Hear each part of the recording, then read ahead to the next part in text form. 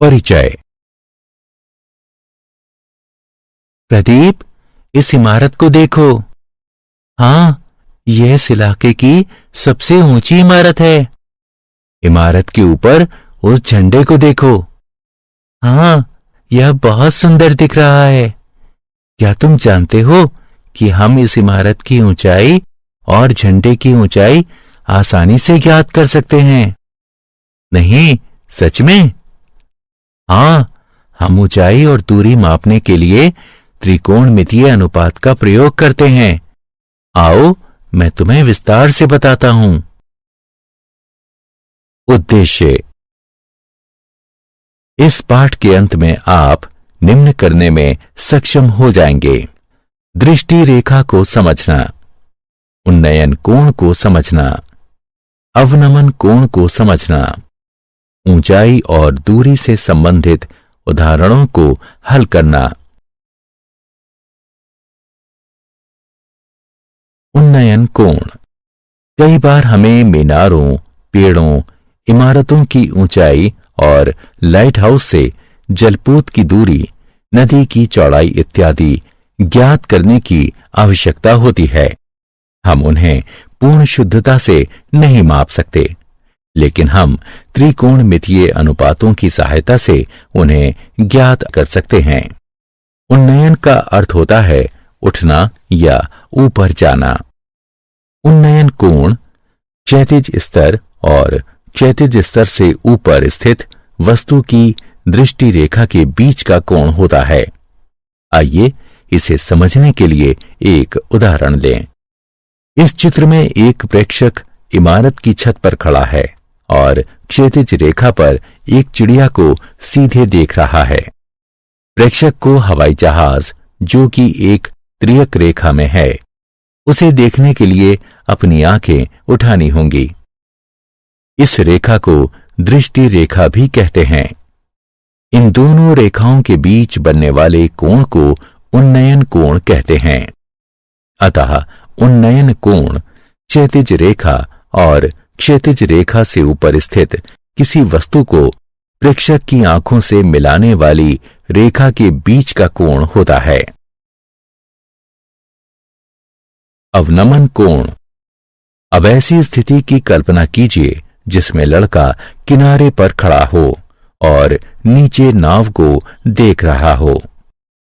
यहां दृष्टि रेखा क्षैतिज स्तर से नीचे है, अतः दृष्टि रेखा और क्षैतिज स्तर के बीच बनी रेखा को अवनमन कोण कहते हैं। अतः किसी बिंदु से क्षैतिज स्तर से नीचे स्थित किसी वस्तु का अवनमन कोण दृष्टि रेखा और क्षैतिज स्तर के बीच बनाया कोण है। मूल्यांकन। आगे बढ़ने से पहले आइए जांचें कि आपने अब तक कितना सीखा है। सत्य या असत्य पर क्लिक करें। बहुत अच्छे।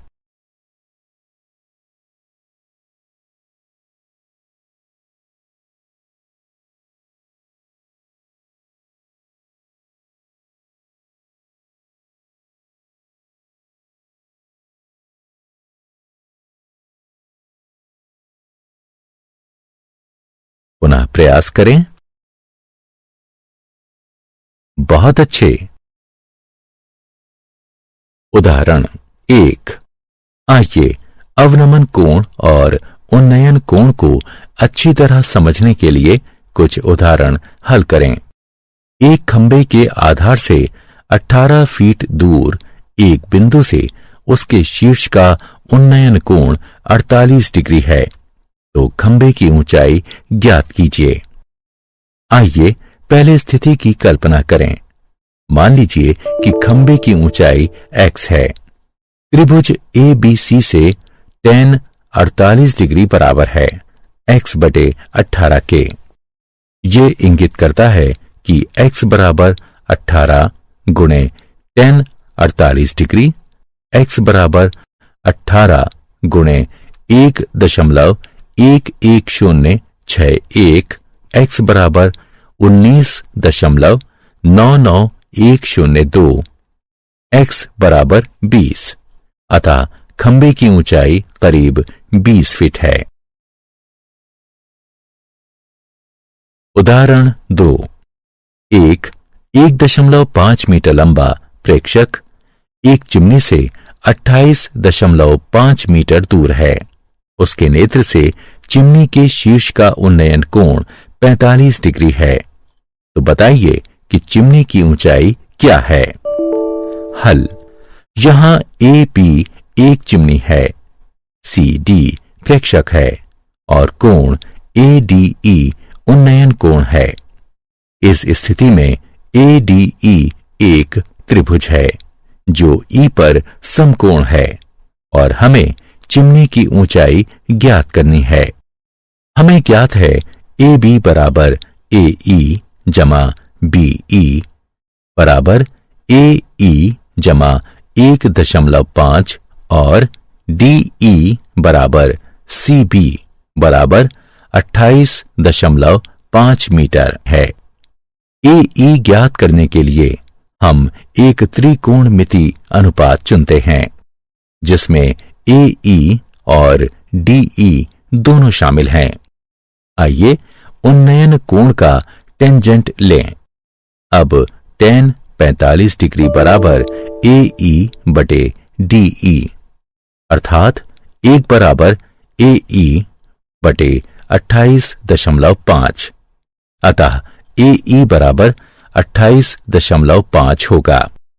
इसलिए चिमनी की ऊंचाई AB बराबर 28.5 जमा 1.5 मीटर जो कि बराबर होगा 30 मीटर के।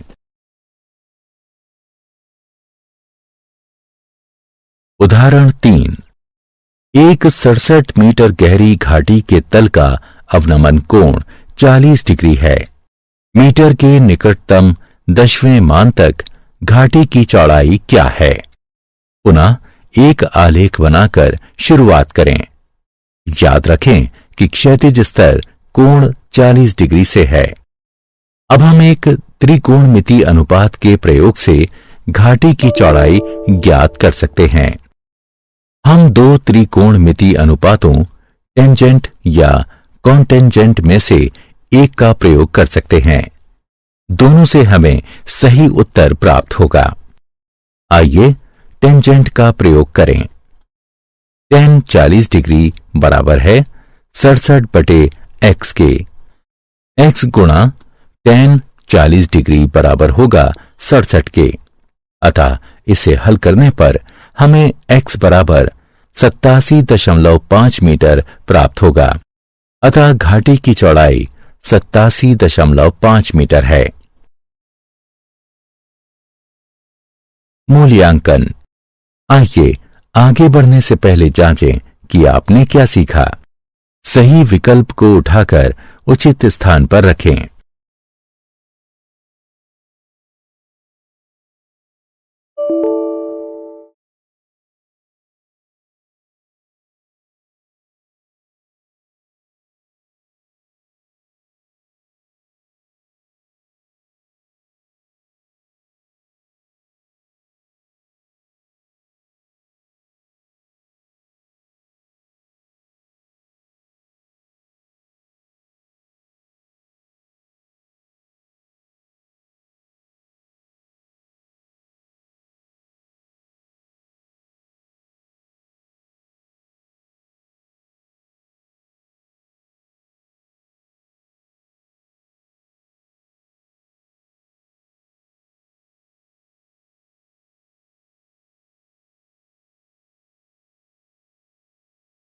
बहुत अच्छे।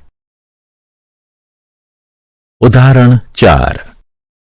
एक नदी के किनारे पर खड़ा एक व्यक्ति देखता है कि नदी के दूसरे किनारे पर स्थित एक वृक्ष का उन्नयन कोण 60 डिग्री है। जब वह किनारे से 40 मीटर दूर जाता है तो उन्नयन कोण 30 डिग्री हो जाता है। पेड़ की ऊंचाई और नदी की चौड़ाई ज्ञात कीजिए। हल। मान लीजिए कि वृक्ष की ऊंचाई y है और नदी की चौड़ाई x है। CD बराबर 40 मीटर है। त्रिभुज ABD में tan 30 डिग्री बराबर ए बी बटे बी डी है, जो कि हल करने पर हमें प्राप्त होगा x जमा 40 बराबर y3 का वर्गमूल, जिसे हम समीकरण 1 कहेंगे। अब त्रिभुज ABC में tan 60 डिग्री बराबर ए बी बटे बी सी, जो कि हल करने पर हमें प्राप्त होगा y बराबर x3 का वर्गमूल, जिसे हम समीकरण 2 कहेंगे। समीकरण 2 से 1 में y का मान रखने पर हमें प्राप्त होगा x बराबर 20 मीटर और y बराबर 20 3 का वर्गमूल। अतः वृक्ष की ऊंचाई बराबर होगी 20 वर्गमूल 3 मीटर के और नदी की चौड़ाई बराबर होगी 20 मीटर के।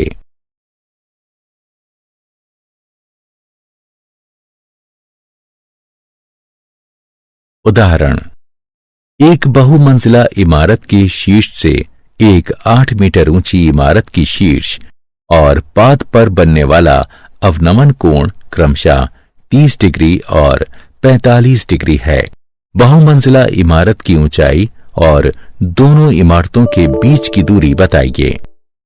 हल, यहां पीसी बहुमंजिला इमारत को व्यक्त करता है और एबी 8 मीटर लंबी इमारत को। हम बहुमंजिला इमारत की ऊंचाई यानी पीसी और दोनों इमारतों के बीच की दूरी यानी एसी ज्ञात करना चाहते हैं। इस आकृति को ध्यान से देखिए। ध्यान दीजिए कि पीबी रेखाओं पीक्यू और बीडी को त्रिज्या काटती है। अतः कोण क्यूपीबी और कोण पीबीडी एकांतर कोण हैं, इसलिए बराबर हैं। अतः कोण पीबीडी बराबर 30 डिग्री। इसी प्रकार कोण पीएसी बराबर 45 डिग्री होगा। समकोण त्रिभुज पीबीडी में हमारे पास है पीडी बटे बीडी बराबर tan 30 डिग्री। अतः हल करने पर हमें बीडी बराबर पीडी वर्गमूल 3 प्राप्त होगा।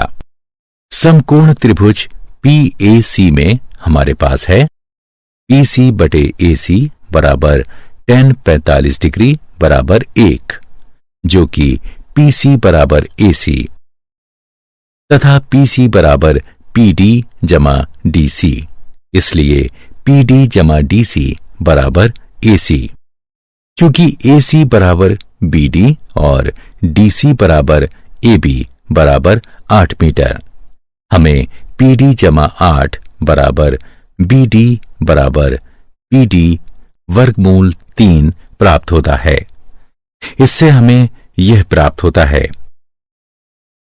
अतः बहुमंजिला इमारत की ऊंचाई 4 गुणा 3 जमा 3 मीटर है और दोनों इमारतों के बीच की दूरी भी 4 3 जमा 3 मीटर है।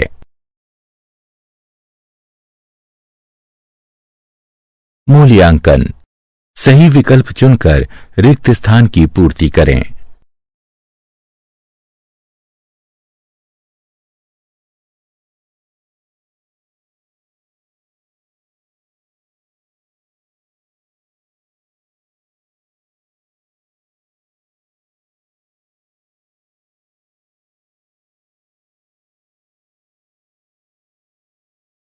बहुत अच्छे।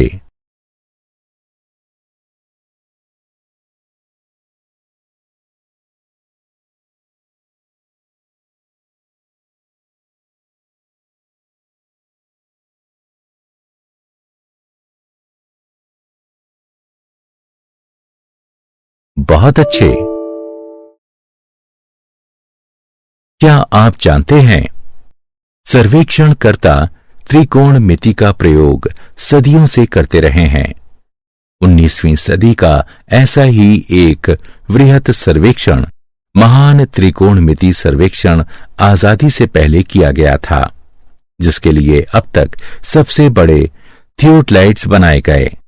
1852 में सर्वेक्षण के दौरान दुनिया के सबसे ऊंचे पर्वत की खोज हुई थी, करीब 160 किलोमीटर की दूरी से इस शिखर का 6 विभिन्न स्टेशनों से प्रेक्षण किया गया था।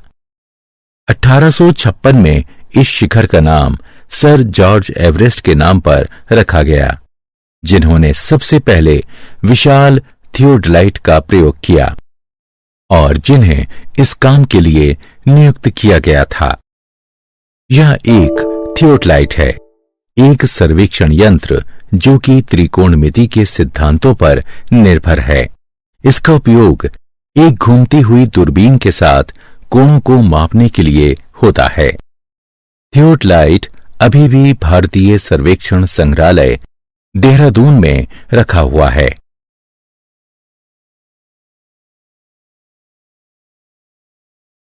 सारांश। आइए हमने जो कुछ सीखा है उसे संक्षेप में दोहराएं। प्रेक्षक की आंख और प्रेक्षक द्वारा देखी जा रही वस्तु के बीच बनने वाली रेखा को दृष्टि रेखा कहते हैं। जब कोई वस्तु क्षैतिज स्तर से ऊपर हो, यानी जब हमें वस्तु को देखने के लिए अपना सिर उठाना पड़े, तो क्षैतिज स्तर और दृष्टि रेखा के बीच बने कोण को उन्नयन कोण कहते हैं। जब कोई वस्तु क्षैतिज स्तर से नीचे हो, यानी जब हमें वस्तु को देखने के लिए अपना सिर झुकाना पड़े, तो क्षैतिज स्तर और दृष्टि रेखा के बीच बने कोण को अवनमन कोण कहते हैं। दो विभिन्न वस्तुओं के बीच की दूरी, ऊंचाई या लंबाई को त्रिकोणमिति अनुपातों की सहायता से मापा जा सकता है।